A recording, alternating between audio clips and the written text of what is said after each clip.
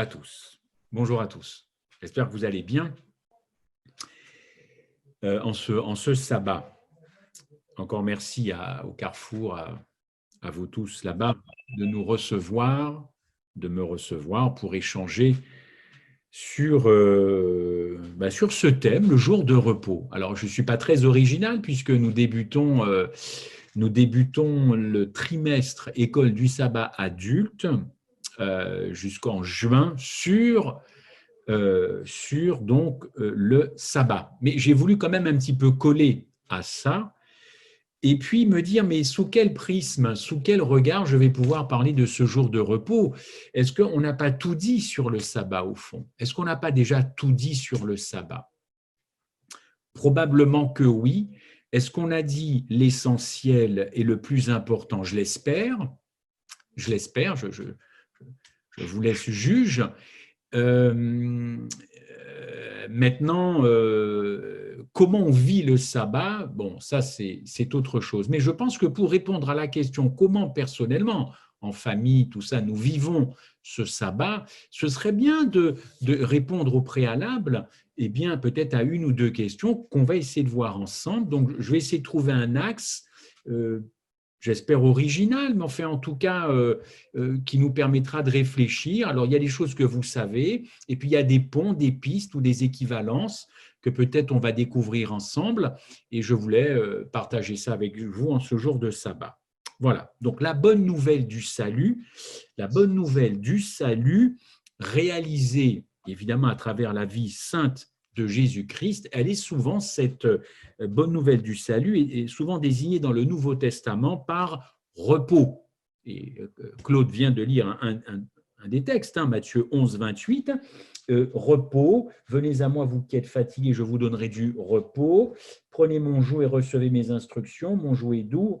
Voilà, et le repos pour vos âmes. Il y avait aussi un autre texte, Hébreux 4, verset 2. Depuis la chute, cette promesse de repos, toujours en Christ, eh bien, a été attachée au sabbat.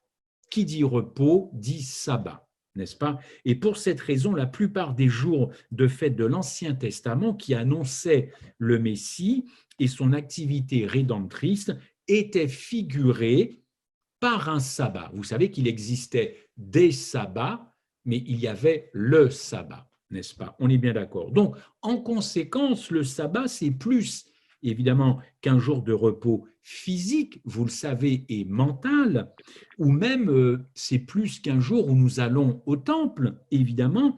Le sabbat, je ne sais pas si nous en avons confiance, il a définitivement une signification rédemptrice. Il faut revenir aux valeurs, il faut revenir à l'essentiel, revenir aux choses principales, rédemptrices. Donc, si vous voulez retrouver le plein évangile dans vos vies, dans vos cœurs et dans vos têtes, dans votre église et dans votre foyer, si vous voulez, vous pouvez très bien ne pas vouloir, mais moi je m'adresse à ceux qui ont envie. Si vous voulez retrouver le plein évangile dans vos vies, il faut nécessairement restaurer l'observation du sabbat. Restaurer l'observation du sabbat. On va essayer de faire des ponts pour que vous compreniez où je veux en venir. Bon, on va étudier un certain nombre de choses. Je vais commencer par la signification du sabbat de Dieu. J'avais pris comme titre « Le sabbat, jour de repos, pour qui ?» Alors, on va essayer de décanter un peu ça. Le sabbat de Dieu. Le mot sabbat, vous le savez, signifie repos, et la première chose que nous découvrons à ce sujet dans l'Ancien Testament, c'est que le sabbat appartient à Dieu, que les choses soient claires. Le sabbat appartient à Dieu, Exode 20, verset 10, le 7e jour est le sabbat du Seigneur ton Dieu. Donc c'est avant tout le sabbat de Dieu. N'enlevons pas à Dieu ce qui appartient à Dieu. Exode 20, verset 10. Vous avez un autre texte, vous observerez mes sabbats. On est dans l'Ancien Testament, Exode 31. Il est écrit dans Exode 20, mon saint jour, le saint de Dieu, le jour saint de Dieu. Ésaïe 58 notamment. Connaissant donc cette vérité selon laquelle le sabbat appartient non seulement à Dieu, évidemment, ce n'est pas biblique de le désigner comme le sabbat juif, vous le savez. comme certains chrétiens peuvent le faire. Oui, le sabbat fut fait pour l'homme. Le sabbat, c'est pour qui? Jour de repos pour qui? Pour l'homme. Marc 2, mais il n'appartient pas à l'homme. Le sabbat, encore une fois, est fait pour quelqu'un, mais il n'appartient pas à cette personne, n'est-ce pas? Ni aux Juifs, ni aux gentils, ni à vous, ni à moi. Nous ne sommes pas les propriétaires du sabbat, nous les adventistes du 7e jour. Ni aux Juifs, ni aux adventistes. Le sabbat appartient à Dieu. Maintenant, que ce soit les adventistes qui l'observent avec les Juifs, ça, on est bien d'accord. Mais nous ne sommes pas les propriétaires. D'ailleurs, il n'y a rien dont nous soyons propriétaires sur cette terre, en tout cas. Nous sommes des gérants, des locataires, des usufruitiers, mais en quoi je serais propriétaire de quoi que ce soit? Ayant établi ce fait que le sabbat est le jour de repos de Dieu, il y en a certains qui se demandent pourquoi Dieu, comme il est omnipotent, pourquoi il lui faudrait mettre jour de côté à part pour qu'il se repose. Bon, on va passer ce débat. Dieu n'est pas fatigué quand il crée. Il n'a pas un coup de pompe, évidemment. Cet aspect de jour de repos, ce n'est pas pour le mettre au repos physiquement. Évidemment, il n'est pas fatigué. La réponse que nous obtenons de la parole de Dieu est que le sabbat devait faire connaître une chose. Et la première chose, c'est la perfection de son œuvre. Remettons bien les choses en place. La première chose dans ce sabbat que Dieu institue, n'est-ce pas, pour lui, c'est que le monde, les mondes non déchus, les anges, admirent la perfection achevée. C'est dans Genèse 1, verset 31, et c'est dans Hébreux 4, verset 4. Ça, c'est un fait qui est extrêmement important pour ma compréhension de l'Évangile et ma compréhension de la justification par la foi. Tiens, on retrouve encore la justification par la foi. Mais décidément, on ne va pas s'en sortir, n'est-ce pas? La justification par la foi est partout, elle est déjà dans la Genèse. Bon, écoutez, qu'est-ce que vous voulez? On est prisonnier de ce thème, hein, pour ceux qui connaissent un petit peu tout ça. Ben oui, et oui, le sabbat a une grande affaire et a grand à voir avec la justification par la foi. Ce qu'on doit garder à l'esprit, chers amis, concernant le sabbat de Dieu, encore une fois, c'est qu'il est son 7e jour et pas le mien. Le rapport que nous trouvons dans la Bible nous informe que Dieu a pris 6 jours pour créer, évidemment, tout ce qui constitue cette planète Terre et qu'il a sanctifié le 7e comme son sabbat. Je rappellerai très souvent les versets, Exode 20, 11. Et vous le savez, l'homme fut créé tout à la fin du 6e jour. Genèse 1, verset 26. Et par conséquent, le 7e jour, le sabbat de Dieu, fut réellement son premier jour complet. Ceci constitue d'ailleurs une remarque très importante, spécialement quand on considère le sabbat à la lumière de la rédemption de Jésus-Christ. À la rédemption, pardon, en Christ, et non pas la rédemption de Jésus. Il n'avait pas besoin de rédemption. Notre rédemption en Christ. OK? Donc, l'homme arrive à la fin, tout est prêt, les luminaires, les végétaux, la mer est séparée, tout est prêt et vous le savez, ce mémorial, je prends acte, moi Dieu, je prends acte que tout ce que j'ai créé, c'est parfait, c'est tov, c'est bon, c'est beau. Bon, ça, on connaît ça, hein, on connaît ça. Et l'homme arrive après. Très bien. On continue en disant que Dieu a travaillé 6 jours en créant le monde, et encore une fois, c'est quand tout est parfait et achevé qu'il se repose de son œuvre. Genèse 2, 1. Adam et Ève, d'ailleurs, ne commencèrent pas leur existence en travaillant, mais en se reposant. N'arrêtons pas de le dire, même si on le sait depuis longtemps, n'arrêtons pas de le dire que leur premier jour à eux, c'est un jour de repos. Le dernier jour, pour Dieu, il cesse son travail et le premier jour pour Adam et Ève, c'est qu'ils se reposent sur le sabbat de Dieu et ce fut un jour complet pour eux, un jour complet. Et c'est seulement après qu'ils étaient entrés dans le repos de Dieu qu'ils ont eu 6 jours de travail. Donc ils ont commencé par ne rien faire, admirer, contempler, hop, et maintenant nous allons travailler tous les deux, mon épouse et moi. Comprenez bien cette signification. La signification et l'importance de cette observation est que le genre humain en Adam a d'abord commencé par recevoir l'œuvre que Dieu avait fait comme un don. Et ça, on a du mal, nous les chrétiens, à se dire que tout est don. Tout est don. Et la première chose qu'ils ont mis à faire, c'est de recevoir un don, n'est-ce pas? Entièrement, pleinement un don. Et alors seulement après, ils ont pu jouir pendant le reste de la semaine de ce don. En mettant à part ou en sanctifiant le sabbat, Genèse 2:3, Dieu entre à travers ce don dans une alliance avec l'homme, qui devait toujours être dépendant de Dieu.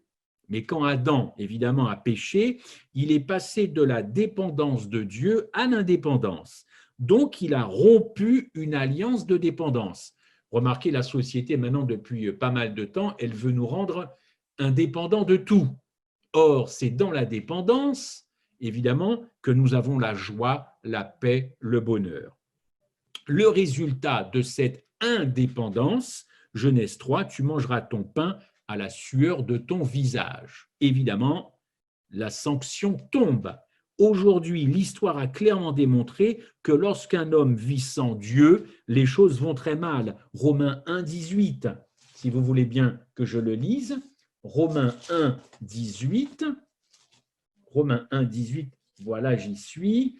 La colère de Dieu se révèle du ciel contre toute impiété et toute injustice des hommes qui retiennent injustement la vérité captive. Voilà, une vie sans Dieu, les choses vont mal. Vous lirez jusqu'au verset 28 de Romains 1,18. Mais Jésus-Christ vient dans ce monde, il est venu avec le dessein spécifique de quoi?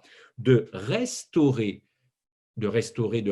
quoi? De restaurer le genre humain, oui, bien sûr, oui, mais aussi de restaurer le repos que Dieu avait établi pour l'homme.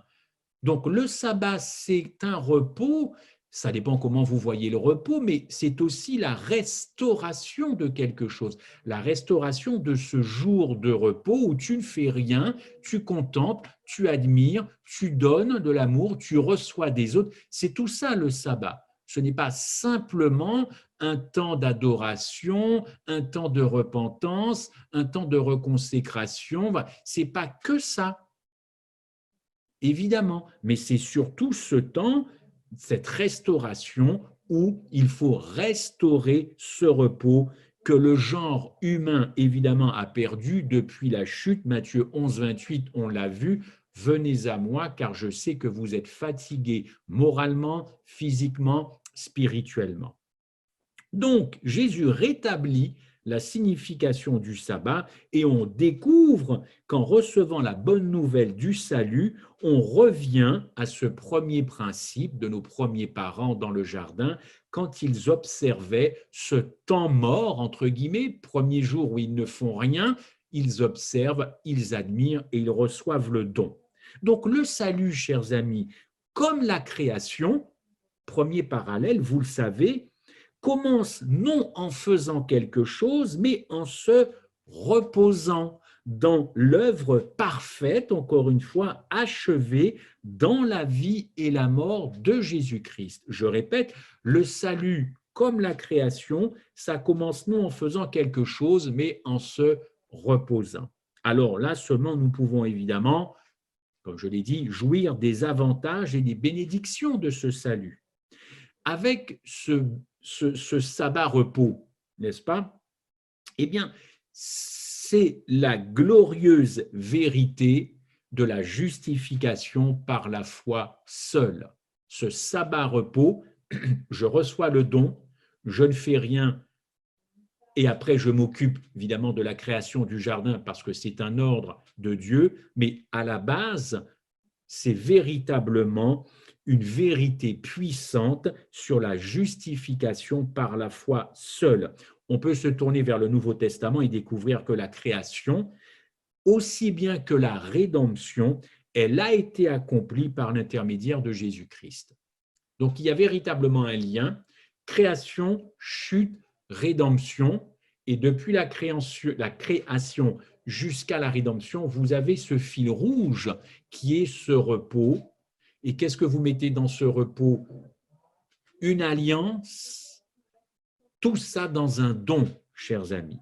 Donc, écoutez bien, de même que Jésus-Christ a achevé la création à la fin des 6 jours et il se reposa de son œuvre le 7e, de même, et vous l'aurez noté, chers amis qui étudiez la Bible, il a terminé, Jésus-Christ, la rédemption sur la croix à Golgotha le 6e jour et il s'est reposé dans la tombe le 7e jour. J'espère que vous y avez pensé.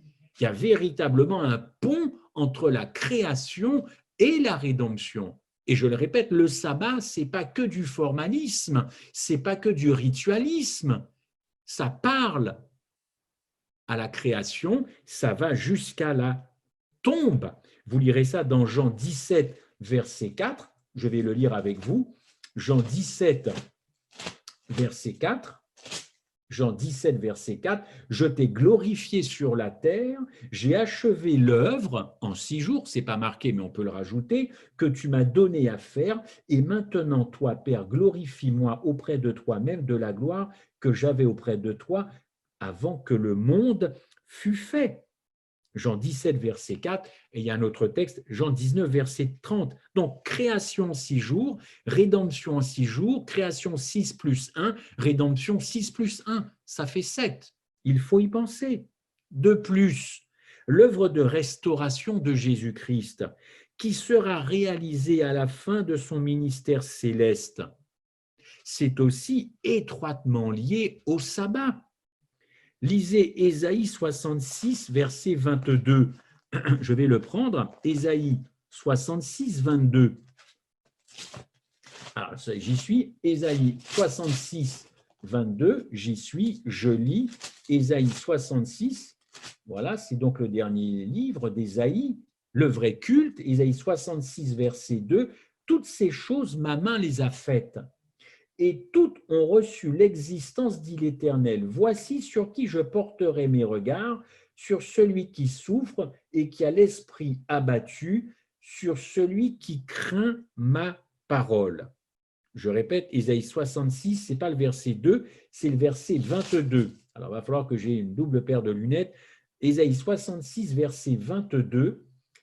Car comme les nouveaux cieux, c'est mieux, et la nouvelle terre que je vais créer subsisteront devant moi, dit l'Éternel, ainsi subsisteront votre postérité et votre nom.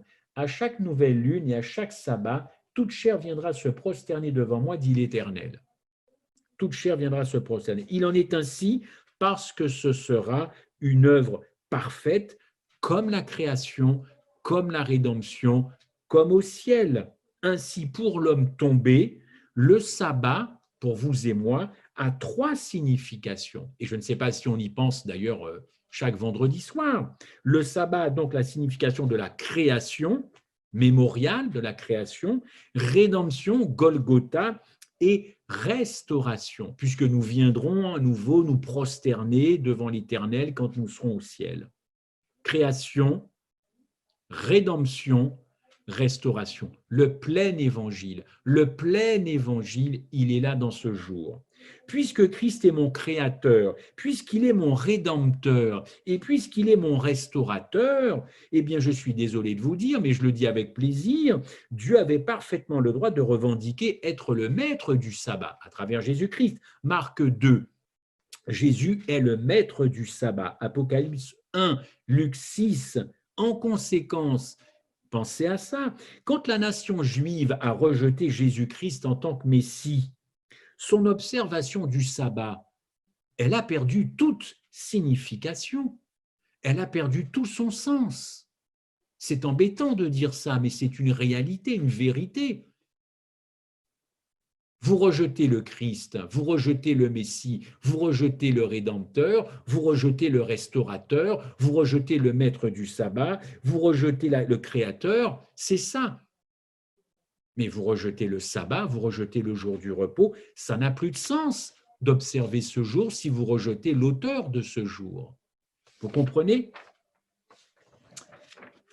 La signification maintenant du sabbat de Dieu pour l'homme. On a vu que le sabbat, c'est le sabbat de Dieu, n'est-ce pas? Mais j'ai juste envie de vous dire qu'avec ce que vous savez maintenant, désormais, l'observation du sabbat, une observation du sabbat qui n'est pas motivée par une foi, en réponse, en réponse à la parfaite réconciliation de Jésus-Christ sur la croix.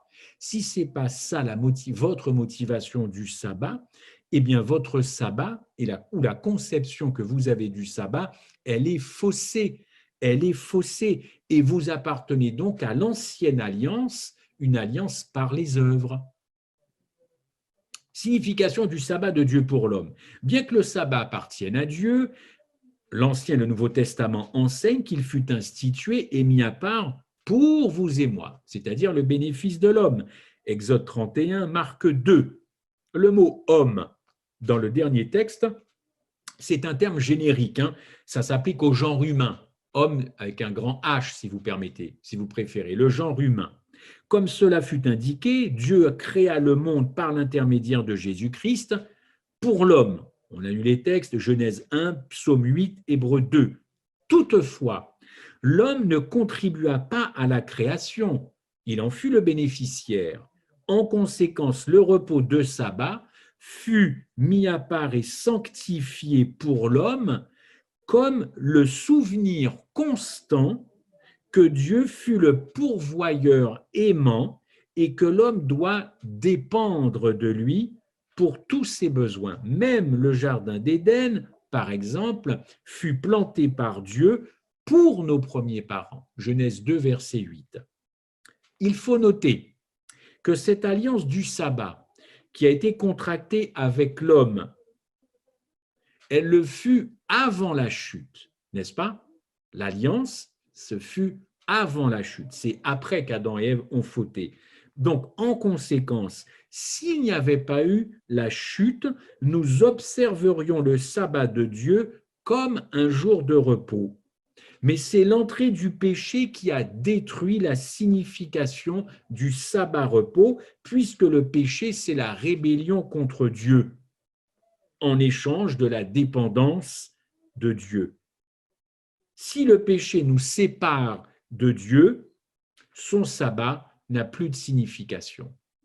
Institué avant la chute, on connaît les conséquences évidemment de la chute, et le péché, au fond, a détruit la vraie signification de ce sabbat-repos, création, rédemption, restauration. Qui pense à tout ça quand arrive le vendredi soir et quand ça se termine le samedi soir? Je ne sais pas, je ne fais pas de sondage, mais je ne sais pas si on pense à tout ça ou si on fait tous les ponts, tous les liens, parce que c'est bien de ce dont je parle.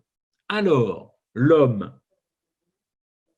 la chute, le péché, eh bien l'homme a introduit son propre jour de repos, vous le savez, le dimanche, le jour qui est reconnu évidemment internationalement comme étant le jour de repos de l'homme. Différent du sabbat de Dieu, le jour de repos de l'homme ne peut pas désigner une œuvre achevée. Ceci aussi, évidemment, sera très important quand nous verrons le point final de la grande controverse entre le salut par la foi, symbolisé par le sabbat de Dieu, et le salut par les œuvres, symbolisé par le dimanche de l'homme. Le sabbat de Dieu, le dimanche de l'homme. Gardez ça en arrière-plan, on y reviendra. Bon, Dieu savait qu'il était impossible pour le genre humain déchu, évidemment, de se sauver lui-même. Ça n'était pas possible, Romains 3, verset 19, Galates 2, verset 16. Mais parce que c'est un Dieu d'amour, et évidemment qu'il ne désire qu'aucun périsse, il envoya, vous le savez, son Fils unique pour acheter le genre humain. Le genre humain est restauré, comme je l'ai dit tout à l'heure, ce repos dont nous fûmes privés à cause de la chute. Je reviens sur Matthieu 11, 28, évidemment, sur Jean 3, 16, Dieu a tant aimé le monde qu'il a donné son Fils, ainsi que le verset 17, or la vie éternelle, c'est qu'ils te connaissent, Galates 3, Hébreux 4.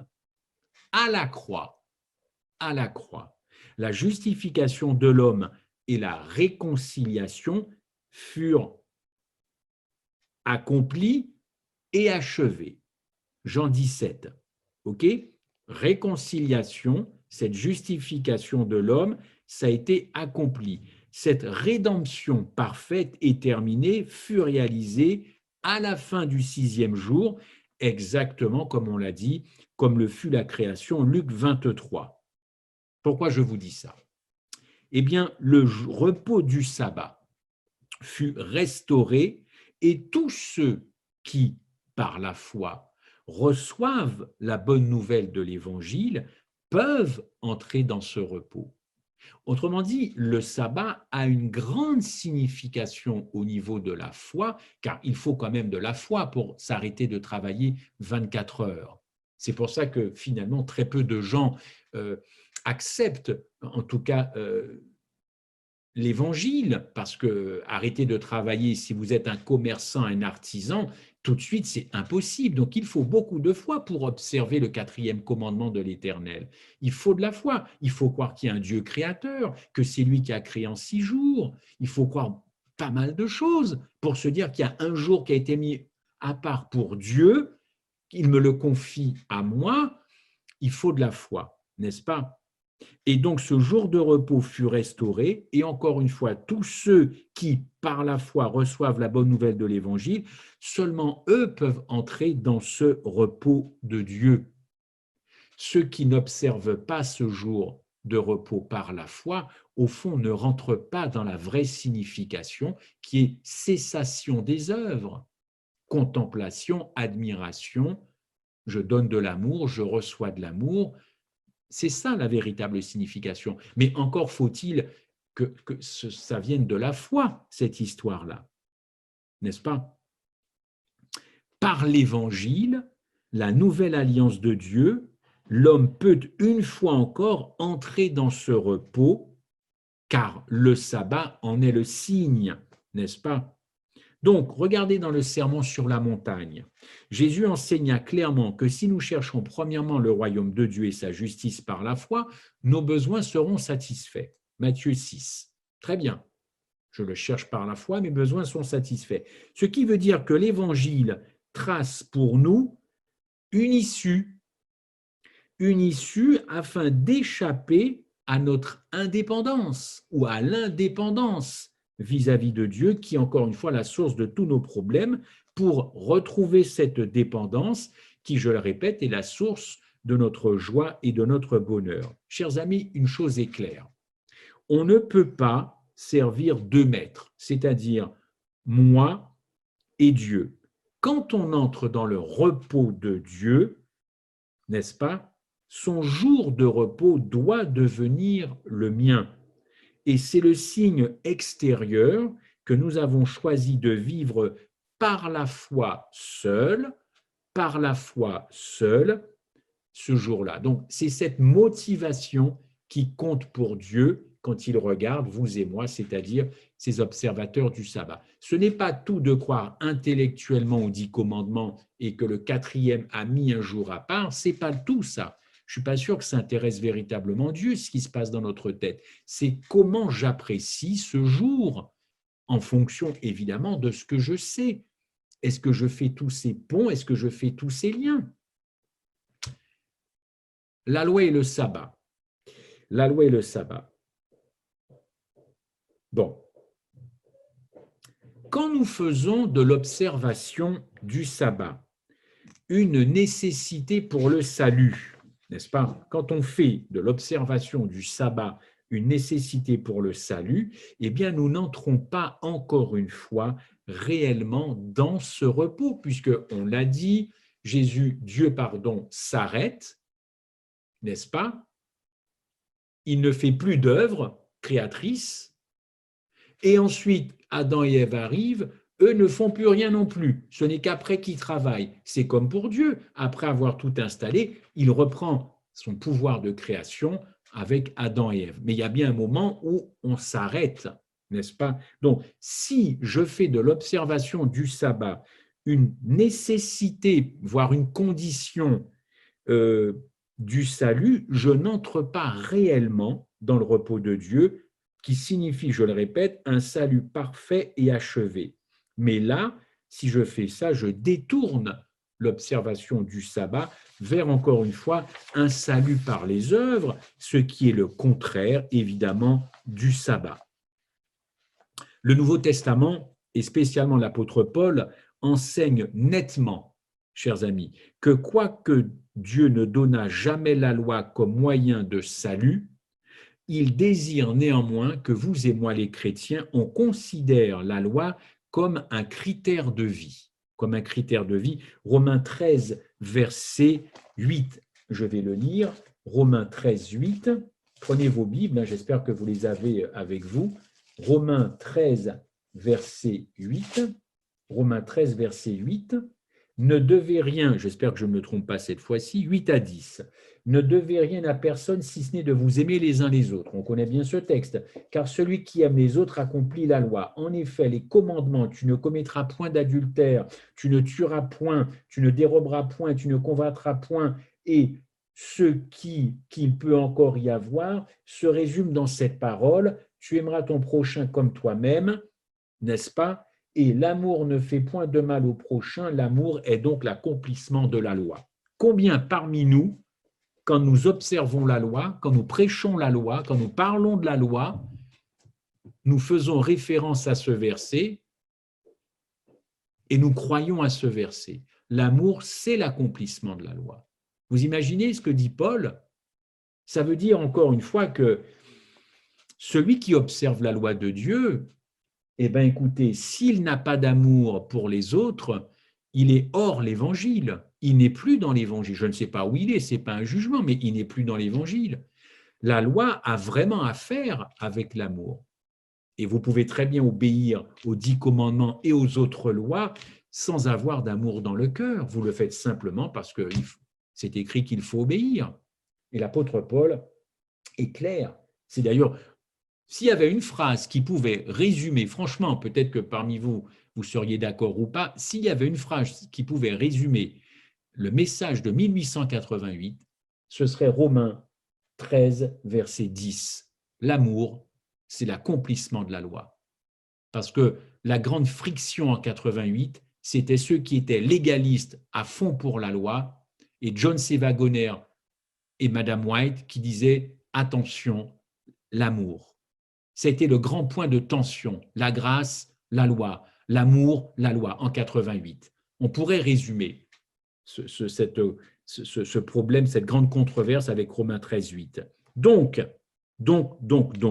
sauf erreur possible, Jésus a montré que la vraie motivation de l'observation de la loi était l'amour. Matthieu 22, Jean 14, ça a été clairement enseigné dans l'Ancien Testament, ça a été clairement enseigné dans le Nouveau Testament. Ces motivations, il y a des motivations qui viennent du paganisme, toujours la même chose. J'obéis par crainte de la punition ou j'obéis par désir de récompense au niveau de la loi. Ça vient du paganisme. Mais Paul nous rappelle en Romains 13, encore une fois, que l'amour est à la base de l'accomplissement de la loi. Et ça, c'est quelque chose que le pécheur ne peut pas produire lui-même. C'est Dieu qui mettra l'agapé dans le cœur de cette personne pour qu'il y ait cet accomplissement de la loi par amour, n'est-ce pas? Alors, nous voici à considérer la loi comme un critère de vie, n'est-ce pas, pour le chrétien. Et en examinant la loi morale, vous avez compris les 10 commandements, le décalogue, que les 4 premiers commandements, ça concerne ma relation avec Dieu, ça ne vous a pas échappé, hein, vous ne m'avez pas attendu, tandis que les 6 derniers, eh bien, c'est celles que nous devons développer, n'est-ce pas, avec notre prochain. Entre parenthèses, on a des chrétiens adventistes, ce sont vraiment les observateurs des 4 premiers commandements. Hein. Quant aux 6 autres, ils ne sont pas fortiches. Hein. Il y a encore du boulot. Ouais, il y a encore du travail. Les 4 premiers, c'est 10 sur 10. Le vendredi à 20h pour nous, à 19h50, poum, c'est sabbat. C'est tac, vraiment. Alors là, les 4 premiers commandements, mais les 6, il y a du travail. Ça rime à quoi? Ça rime à quoi? Vous pensez que les 4 sont supérieurs aux 6 autres ou que les 6 derniers sont supérieurs aux 4 autres? Non, on n'a jamais vu ça, n'est-ce pas? On n'a jamais vu ça.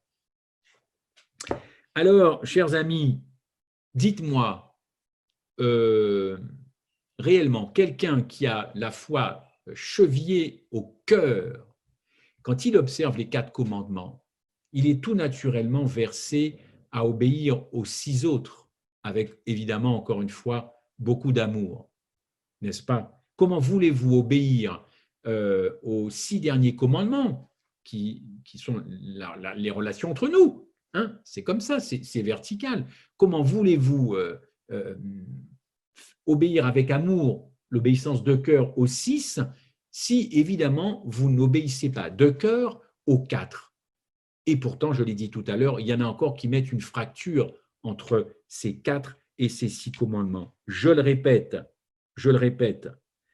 euh, on ne peut pas obéir par la foi aux 6 derniers commandements si évidemment on n'obéit pas par la foi aux 4 premiers. La foi authentique, elle demande, elle suscite l'obéissance par la foi aux 4 premiers commandements. Et c'est quand vous expérimentez les 4 premiers commandements, avec dedans le sabbat, vous le savez, eh bien que les 6 autres se font naturellement. Ça résulte, ces 4 premiers commandements, d'une nouvelle naissance. Et les fruits de la nouvelle naissance, eh bien, nous permet de nous exprimer sur les 6 autres commandements, n'est-ce pas? Dans les 6 autres derniers commandements. Prenez Romains 14, verset 10. Romains 14, verset 10. Mais pourquoi, toi, juges-tu ton frère? Ou toi, pourquoi méprises-tu ton frère? Puisque nous comparaîtrons tous devant le tribunal de Dieu. C'est Dieu qui jugera effectivement si les 10 ont été obéis par amour, par le cœur, ou si simplement certains sont venus faire un petit peu leur marché. Moi, je prends tous les commandements sauf le 4e. Pourquoi? Ben parce que le 4e, il est aboli. Ah bon? Le sabbat est aboli. Les gens viennent, ils font leur marché. Hein. Non, non, on passera tous devant un tribunal et on verra si on a bien obéi à la loi de Dieu, mais avec amour. Et quelle motivation, quelles étaient les intentions? Ça se juge tout ça. C'est bien beau les grands observateurs de la loi de Dieu, mais ils font ça pourquoi au fond? Pourquoi? Pour qui? Quand j'observe le sabbat, je le fais pour qui? Pour moi, ma famille, mon église, je le fais pour qui au fond? N'est-ce pas? Euh, la raison pour laquelle le Nouveau Testament dit peu de choses sur les chrétiens obéissant aux 4 premiers commandements, c'est la suivante. Ce que Dieu désire avant tout de notre part, c'est encore une fois la foi. Jean 6, 28, Hébreux 11, 6. Une foi motivée par une appréciation du cœur pour son don, le don de la création. Hein, on revient encore à ça, le don de la création, pour son don suprême d'amour en Jésus-Christ. Création, rédemption, restauration. C'est toujours ce triptyque, évidemment. Tout ça, c'est Jésus-Christ, évidemment. Galates 5, 6. La seule façon acceptable pour quiconque d'observer le sabbat, c'est-à-dire le 4e commandement, eh bien, c'est une foi obéissante qui permet d'entrer dans le repos de Dieu. Il y a des gens qui sûrement obéissent le sabbat, mais ils n'ont pas la foi. Hein. Ce n'est pas parce que les églises sont pleines le samedi matin qu'il y a plein de foi. Certains sont là parce qu'ils croient effectivement que Dieu a mis ce 4e jour et que c'est comme ça et que c'est écrit et il est écrit, point barre. Mais combien ont foi dans ce jour? Parce qu'encore une fois, Paul nous dit que c'est cette foi qui va nous permettre de rentrer dans le repos de Dieu. Ce repos de Dieu, c'est stop. Rien, on arrête. Contemple, admire, continue d'aimer les gens, prends soin des autres, prends de leurs nouvelles, tu ne les as pas vues. C'est ça le sabbat. Nous devrions, si j'exagère un peu, si je force le trait, passer peut-être notre sabbat au téléphone à prendre des nouvelles ou visiter ce qu'on n'a pas vu.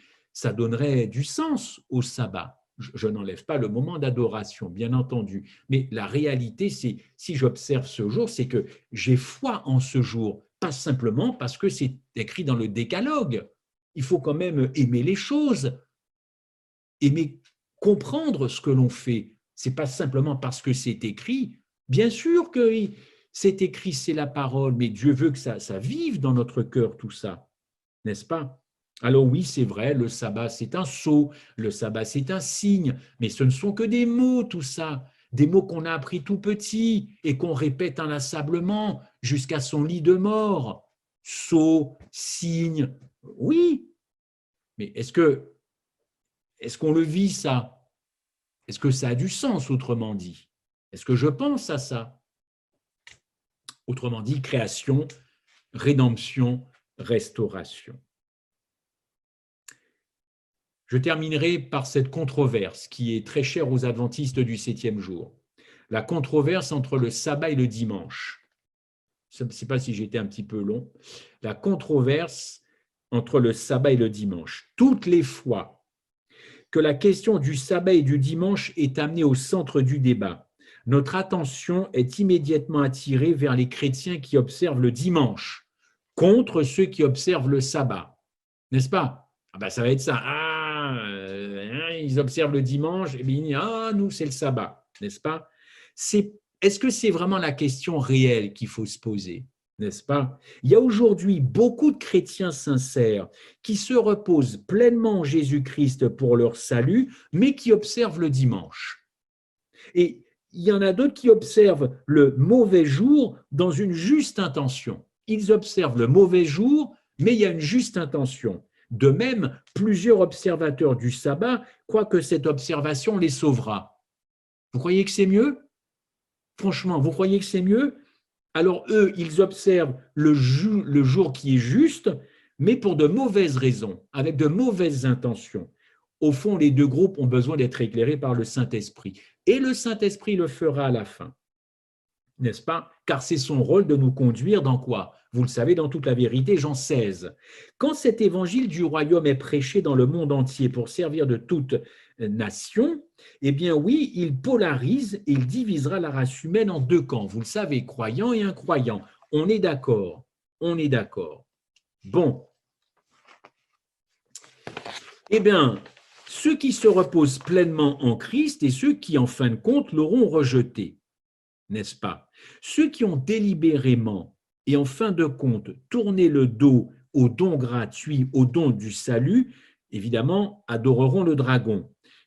Ensuite, qui donnera le pouvoir à la bête, vous le savez, Apocalypse 13. Ils vont exalter le dimanche, jour de repos, au mépris du sabbat, jour du repos de Dieu. La fin, alors, la fin de ce conflit, on sait ce qui arrivera. Moi, ce qui m'intéresse dans cette controverse sabbat-dimanche, et je termine là, croyez-moi, au fond, ce n'est pas tellement le jour, même si le jour est important, je ne suis pas en train de faire une révolution biblique, mais en fin de compte, c'est deux conceptions du salut. Et là, je pense qu'on se retrouvera. Il y a véritablement, au-delà du jour, qui reste un signe pour les deux camps, une véritable conception différente du salut.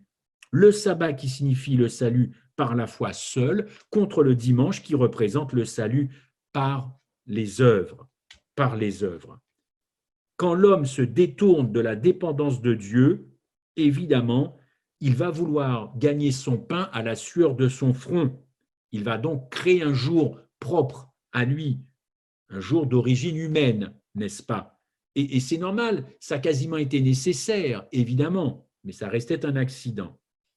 Maintenant, ceux qui ont compris qu'il y a création, restauration, rédemption, réconciliation, que tout ça demande de la foi, que tout ça demande un cœur, et que je prends tout ça, et que c'est par la foi que j'observe les 4 commandements, et par la foi, et ce sont les conséquences, que j'observe les 6 commandements, alors là, vous êtes véritablement entré dans ce repos et pas simplement à rester à roupiller le samedi matin dans son canapé ou dans son lit. Ceux-là, excusez-moi, ils n'ont rien compris de ce que c'est que du sabbat. Ils sont juste fatigués et ils prennent à la lettre jour de repos. Mais jour de repos physique, oui, cessation du travail, mais pourquoi?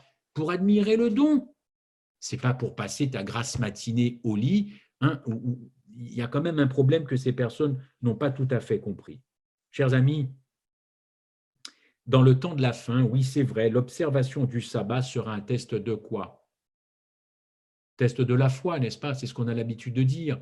Mais quelle foi? Quelle foi? J'observe le sabbat pour qui, pourquoi? Est-ce que j'ai compris un petit peu tout ça? Donc, je nous souhaite d'ailleurs non seulement de bien comprendre, mais de réellement vivre quelque chose qui est à notre portée de main, puisque ça a été fait pour nous, et que nos intentions soient bonnes. Que quand Carrefour Agapé organise un culte et une école du sabbat, que toutes les intentions soient bonnes, véritablement pour entrer dans ce repos. Voilà, c'est-à-dire quelque chose qui nous libère et on ne court pas le restant de la semaine après notre salut parce qu'on veut faire plaisir à Dieu et alors on se dit ben, la barre elle est haute, il a mis encore plus haute, je ne vais pas y arriver, je vais courir. C'est pas ça le sabbat. C'est pas ça le sabbat. Je vous souhaite un bon sabbat à vous au Canada et je nous souhaite, nous, en France, une bonne fin de sabbat, mais qu'on retrouve vraiment, franchement, il est temps de revenir à l'essentiel, les racines même du sabbat repos de Dieu. Amen.